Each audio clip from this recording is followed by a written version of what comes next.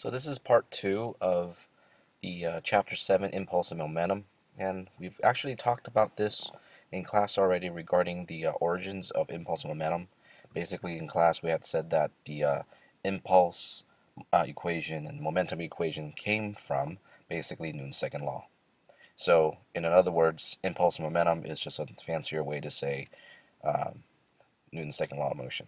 And as you remember, Newton's second law basically states that F net is equal to the mass times acceleration. And that if I were to just look at acceleration and look at acceleration by itself, acceleration is really velocity divided by time, as indicated in the parentheses. Now, if I were to multiply both sides by time, I would have Ft is equal to m times v. As you know, F times t is impulse and m times v is momentum. So essentially what this means is impulse is equal to momentum. And that basically states the impulse momentum theorem. Now, impulse momentum theorem is impulse is equal to momentum. And what it is that whatever happens to an object's motion is caused by an impulse, whether it's to get the object to move, to accelerate, an impulse is required. And likewise, if an object's already moving, it has momentum. To stop it, to slow it down, to change its direction, an impulse is required. So basically, the amount of impulse you put into an object is the amount of momentum that object will either gain or lose or change. So impulse is going to cause an object to gain or lose momentum. That's essentially what impulse can do. So it could give an object from zero momentum to some momentum, or it can give an object from some momentum to no momentum. So that's essentially what impulse momentum theorem states. So let's do some calculations a little bit. All right. So let's just say Tiger Woods hits a 0.050 kilogram golf ball, giving it a speed of 75 meters per second. What impulse did he impart to the ball? If you notice, impulse is equal to force times time, but we're not given any forces. We're not given any time values. Instead, we're giving a mass and a velocity, right? Mass is always measured in kilograms. Velocity is always measured in meters per second. But the problem is we're asked to find impulse. Oh my goodness, right? We're not given the correct values. However, remember in the previous slide that impulse is equal to momentum. They're one and the same. So if we can calculate for the momentum, we can actually get the impulse. So go ahead and do that. The next question. Wayne hits a stationary 0.12 kilogram hockey puck with a force that lasts for 1.00 times 10 to the second negative second seconds and makes the puck shoot across the ice with a speed of 20.0 meters per second, scoring a goal for the team. With what force did Wayne hit the puck? So now you're asked to solve for a force, but you're not given any values that relates to the impulse. So what should you do?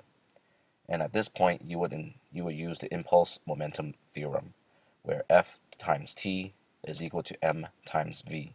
You have 3 of the 4 variables. Solve for the unknown. Okay, so go ahead and hit pause and solve for 6 and 7. And if you have any questions in class, go ahead and ask. So more impact, momentum, basically impact and momentum, impulse momentum calculations. A tennis ball that is traveling 10.0 meters per second is returned by Venus Williams. She's a tennis player. It leaves her racket with a speed of 36.0 meters per second in the opposite direction from which it came. Question is, what is the change in momentum of the tennis ball? And the tennis ball has a mass of 0.060 kilogram. So go ahead and try to figure that part out. You'll need to know that mass is of the tennis ball, and you need to know the change in velocity will give you the momentum, the change in momentum. And if that same tennis ball is in contact with the racket for 0.020 seconds, with what average force has Venus hit the ball? So again, you gotta apply the impulse momentum theorem to this particular problem. Again, if you have any questions, feel free to write it down. Try to solve it during class. Do it at home, and then ask in class if you have any questions or confusions. Now, To demonstrate, the next question is, to demonstrate a new high-speed camera, Flash performs an experiment in a physics lab in which he shoots a pellet gun at a pumpkin to record the moment of impact on film. The 1.0 gram pellet travels at an average velocity of 100 meters per second until it embeds itself 2.0 centimeters into the pumpkin. What average force does the pumpkin exert to stop the pellet? Okay, this is a little trickier, okay, so you may have to figure that part out. Now you have a distance, you have a velocity, okay, and you need to use the impulse momentum theorem to solve this problem. So you'll have to start thinking about how to flex your prior knowledge of physics and calculations to see if you're able to find out the average force. Remember, force times time is equal to mass times velocity. So you have everything there except for one value of time. So try to figure that part out. So now we go into the law of conservation of momentum, and it is essentially a fundamental process for energy and forces and momentum in this case. Now what this means, this law means, the word conservation means that there is no loss nor gain of anything, in this case of momentum in a system. So therefore the total change in momentum is equal. So if there is no external forces, the momentum of a system remains unchanged. So as long as there's no outside forces involved, the momentum of a system stays the same. So that means P1 is the before momentum is equal to P2, which is the after momentum. So now you need to know that whatever change in momentum is basically ahead in the, before the collision, before any momentum transfer, it has to be the same as the after state of momentum, after the collision or something like that. Alright, so here's a little video. Here we have a cannon shooting a cannonball out of the barrel. As the explosion occurs, the momentum of the whole system, the cannonball and the cannon, is equal to 0. So what happens is you have a cannonball which is much less massive than the cannon itself. It will have a higher velocity forward. But the after effect is that the reaction force is causing the cannon to move backwards at a slower velocity. But if you can tell, the total momentum change is the same, basically. There's no change in momentum before and after. Again, here's another. Alright? So suppose that we have a train moving, and it's moving at 5 kilometers per hour. And where it says 4m, that doesn't mean 4 meters, it means 4 units of mass. It's kind of weird, I know. 1 unit of mass.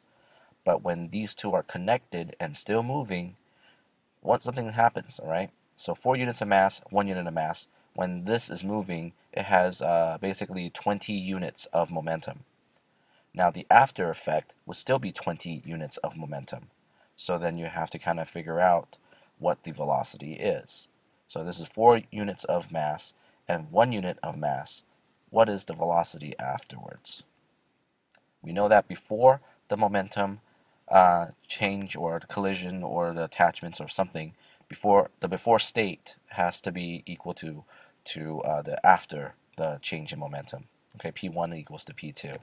So the net momentum before is equal to the net momentum after. So then if the before momentum is 20 units and the after momentum still has to also be equal to 20 units. So then if the total mass is after the change is 5 units of mass, the velocity would have to be 4 kilometers per hour as the final momentum, the velocity after the final momentum. Now there are 2 types of collisions when we're dealing with collisions, and when we talk about momentum change and conservation of momentum, we're dealing with the 2 different types of collisions. One is called elastic and the other is called inelastic.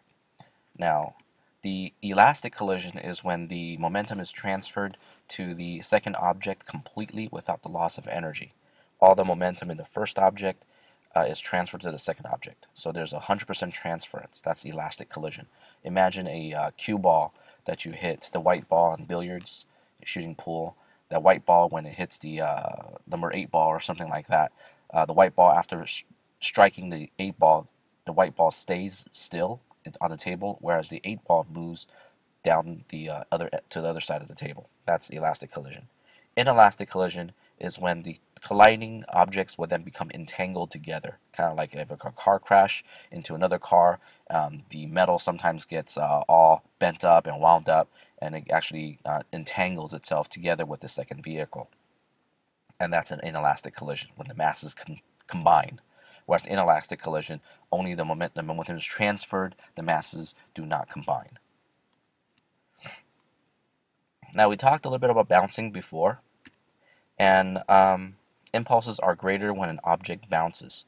And that's because a impulse is required to bring the object to stop when it hits the ground, but it has to have enough impulse to throw it back up again. And when that happens, it is greater than the impulse that's required to just stop an object, because it has to stop the object, then it has to have a more impulse to actually bring the object back, to bounce back up off the ground. So then that is basically why impulse is greater when object bounces. Now, the magnitude of the force during impact depends on impact time. Remember that the impact force and impact time for impulse, it has a relationship that's inversely proportional. So as impact time increases, impact force will decrease. As impact time decreases, impact force will increase. So there's an inverse proportional aspect to that. So then, for an elastic collision where momentum is reversed and the change in momentum is twice that of halting, the impulse has to be doubled. So think about that and the relationships and how much force that might become. So although impulse is greater for bouncing, impact may or may not be dependent on time. Basically, what happens is if a impulse is created where the two objects are transferred, if you look at the tables up on the top, after collision, the amount of momentum change is going to cause the object to gain and lose a series of momentum. So when you look at that, that bouncing effect transfers more impulse, therefore it causes a greater change in momentum. All right, so that's what this cartoon basically says. Now, before the collision, when we talk about impulse and momentum, we talk about conservation of momentum. We're looking at how the two two objects before collision and after collision, they would have to have the same momentum change. So if you look at over here, the before momentum change is basically going to be equal to the after the collision. But what we're trying to figure out is after the inelastic collision, what is the value of the velocity of the moving wreckage? And so if you look at how it's done, you have mass, you have velocity for the red car, you have mass and velocity for the blue car, and you add up all the basically you will add up all the momentum before, right?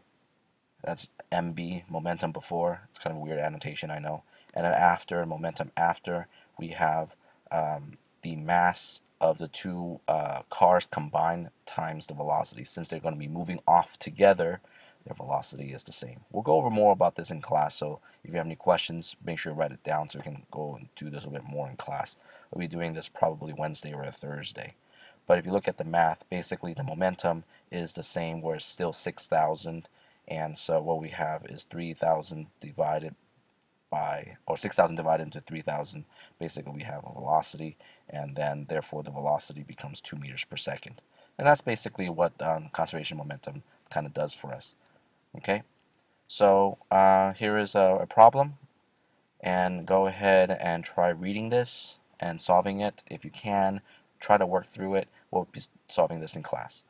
Now, don't forget about the screencast web assignment for this particular one.